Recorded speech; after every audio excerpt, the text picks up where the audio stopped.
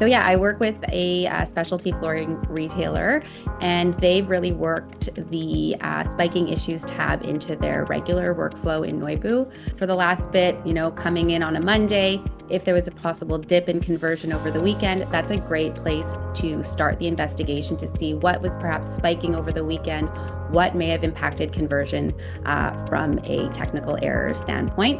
Now going into Black Friday, this is a great place to check to see if there is anything that is spiking, as there's lots of deployments happening. In this customer's case, they're doing multiple deployments a week.